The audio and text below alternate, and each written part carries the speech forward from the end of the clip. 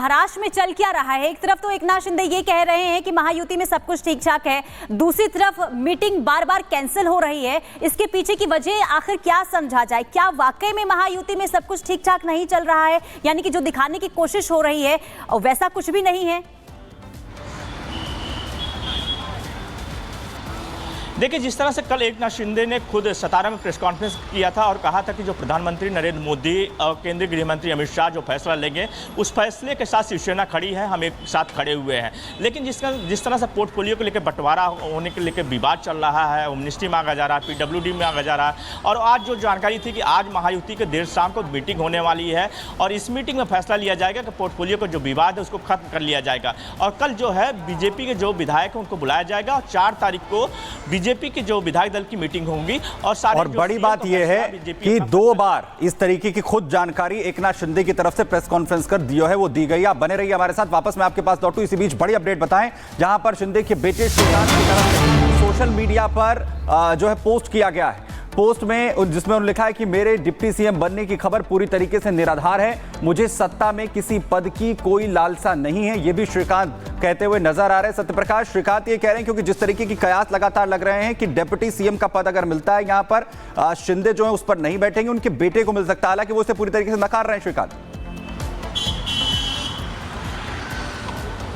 देखिए, अटकलें लगाया जा रहा था कि अगर एकनाथ शिंदे डिप्टी सीएम नहीं बनते तो उनके बेटे जो है उनको बनाया जा सकता है। लेकिन कहीं के जिस तरह से उन्होंने साफ तौर से ट्विटर के जरिए एक्स पे लिख दिया है कि वो खुद नहीं बन, क्योंकि अटकलें अलग अलग लगाई जा रही है। जिस तरह से विवाद चल रहा है, पोर्टफोलियो को भी लेकर विवाद के सामने आ रही है। लेकिन कहीं के साफ तौर से है कि शिवसेना की तरफ से साफ तौर से कह दिया गया है कि जो प्रधानमंत्री नरेंद्र मोदी, केंद्रीय गृह मंत्री अमित शाह फैसला लेंगे वो फैसला हमें मान्य है, जो भी पोर्टफोलियो दिया जाएगा। लेकिन मान्य जरूर किया गया है, इनकी तरफ से डिमांड किया गया है, होम मिनिस्ट्री को, PWD को, अर्बन डेवलपमेंट, साथ ही विधानसभा स्पीकर की, ये 4 चीज़ें को डिमांड किया गया है। लेकिन अभी तक कोई फैसला नहीं आया है। 5 तारीख के मुंबई के आज़ाद मैदान में शपथ समारोह होने वाला है और 4 तारीख को बीजेपी के विधायकों की मीटिंग होने वाली है, जहां पर सीएम के नाम का फैसला बीजेपी की तरफ से किया जाएगा। लेकिन जो पोर्टफोलियो का विवाद है कहीं कहीं अभी तक खत्म नहीं हुआ है जी, जो अटकलें लगाई। चलिए ठीक है सत्यप्रकाश, बड़ी खबर आ रही है, पहले वो दर्शकों को बताते हैं। अजीत पवार आज शाम दिल्ली आएंगे, ये बड़ी जानकारी सामने आ रही है। अजीत पवार आज एक बार फिर से दिल्ली आएंगे, दिल्ली में अमित शाह से मुलाकात करेंगे अजीत पवार। देखिए, लगातार हलचल महाराष्ट्र में इस वक्त देखने को मिल रही है। सरकार गठन को लेकर अब तक कोई सहमति बनती हुई नजर नहीं आ रही है और यही वजह है कि महाराष्ट्र से लेकर दिल्ली तक बैठकों का दौर जारी है। लेकिन महाराष्ट्र में जो बैठक आज होने वाली थी बीजेपी विधायक दल की, वो बैठक कैंसिल हो चुकी है। लेकिन दूसरी तरफ अजीत पवार आज दिल्ली आएंगे और खबर यह है कि अमित शाह से उनकी मुलाकात होगी। इससे पहले भी बात हो चुकी है, मुलाकात हो चुकी है अमित शाह के साथ, लेकिन इसके बावजूद भी कोई जो सस्पेंस बरकरार है महाराष्ट्र के सीएम चेहरे को लेकर, वो खत्म होता हुआ नजर नहीं आ रहा है। लेकिन जिस तरीके से एकनाथ शिंदे की तरफ से एक के बाद एक बयान दिए गए, उसके बाद यह स्थिति पूरी तरीके से महाराष्ट्र में लग रही है कि पेच पूरी तरीके से सुलझ चुका है। लेकिन आज की मीटिंग्स जो है वो एक बार फिर से शिंदे ने रद्द की हैं, उसके बाद जो है वो कयासों के दौर एक बार फिर से लग रहे हैं, लेकिन सस्पेंस लगातार जारी है। देखिए,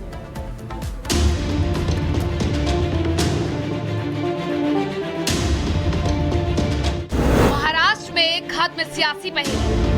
आपके साथ मैं हूं तो इस वक्त मेरी मौजूदगी है चिल्ला बॉर्डर पर और यहाँ पर देखिए एकाएक जो हलचल है वो तेज हो गई है, क्योंकि देखिए बताया जा रहा है कि हल्की फुल्की जो टेंशन की तस्वीर है वो महामाया पर देखने को मिली थी, जहां से किसानों का जो कूच है वो शुरू हुआ था और किसान जो है वो अड़े हुए हैं दिल्ली कूच करने को लेकर के। हालांकि जो स्थिति है वो अभी यहाँ पर अंडर कंट्रोल बनी हुई है। दिल्ली पुलिस की यहाँ पर देखिए किस तरीके से चौकसी नजर आ रही है, छावनी में तब्दील कर दिया गया है चिल्ला बॉर्डर को। और यहाँ पर देखिए नजर जो दूर दूर तक जहां तक आपकी नजर जाएगी वहां पर आपको पुलिस बल की तैनाती नजर आएगी। और ये देखिए आरएएफ की टीम भी तैनात कर दी गई है। ये बॉर्डर की तस्वीर हम आपको दिखा रहे हैं, ये नोएडा से लेकर के दिल्ली की तरफ जाने वाला रास्ता है और इसी रास्ते पर ये बताया जा रहा है, इसी रास्ते की तरफ बढ़ते हुए किसान नजर आ रहे हैं। हालांकि देखिए उन्हें लगातार हर एक स्पॉट पर रोका गया है, हर एक स्पॉट पर तस्वीरें नजर आ रही है और ये तस्वीर दर्शा रही है कि किस तरीके से एक एजेंडे के तहत, एक मकसद के तहत यहाँ पर जो किसान है वो आगे बढ़ते हुए नजर आ रहे हैं।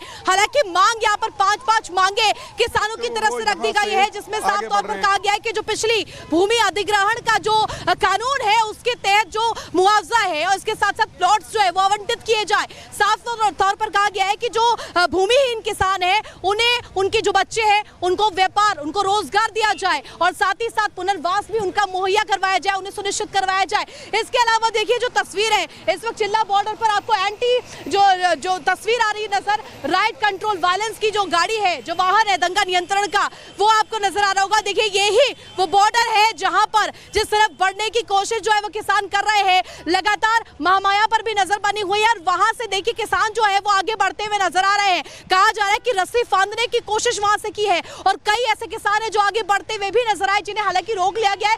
फिलहाल जो स्थिति है वो यहाँ पर बेहद क्रिटिकल बनी हुई है, ये नजर आ रहा है। यहाँ पर दिखा रहे हैं हम किस तरीके से, ये देखिए रास्ते में, बीच रास्ते में राइट कंट्रोल व्हीकल लगा दी गई है, दंगा नियंत्रण ये वाहन है और यहाँ पर ये राइट कंट्रोल व्हीकल लगाई गई है। साफ तौर पर आरएएफ की तैनाती भी आपको दिखाएंगे।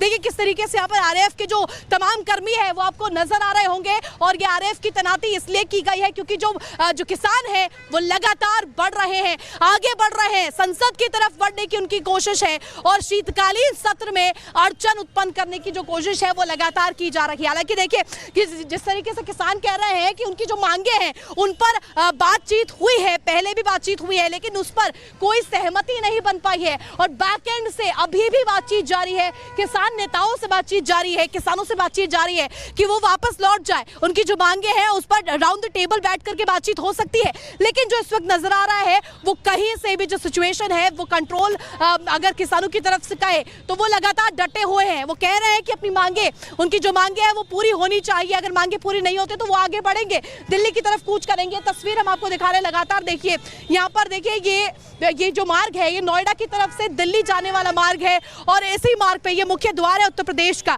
जहां से नोएडा की तरफ हम बढ़ते हैं और नोएडा से दिल्ली को ये कनेक्ट करता है। ये मार्ग जो है यहाँ पर चौकसी बरती जा रही दिल्ली पुलिस की तरफ से और इसके साथ साथ आरएएफ की तैनाती भी नजर आई। ट्रैफिक के तमाम कर्मी आपको दिखाई दे रहे होंगे और इसके अलावा एडीसीपी भी आपकर मौजूद है, एसएस कलसी भी यहाँ पर ग्राउंड पर नजर आ रहे हैं और इसके अलावा डीसीपी दिल्ली भी यहाँ पर नजर आई है। ईस्ट दिल्ली की डीसीपी खुद मॉनिटर कर रही है सिचुएशन को, आपको तस्वीरें दिखाएंगे लगातार। देखिए किस तरीके से हालात यहाँ पर बने हुए हैं। जो वाहन यहाँ से गुजर रहे हैं वो वाहन जो देखिए सघन चेकिंग के जरिए ही यहाँ से पास हो पा रहे हैं।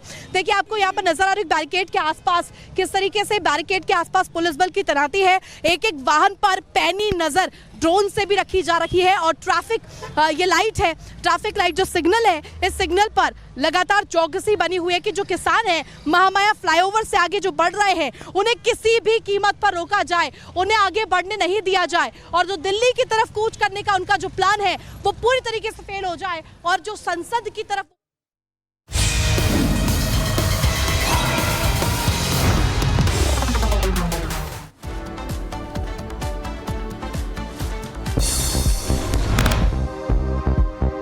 और अब रुक करेंगे 5 मिनट में 25 खबरों का। नोएडा में दिल्ली की तरफ बढ़ रहे हैं किसान, संसद भवन को घेरने की तैयारी में है किसान। किसानों को रोकने के लिए पुलिस ने की बैरिकेडिंग।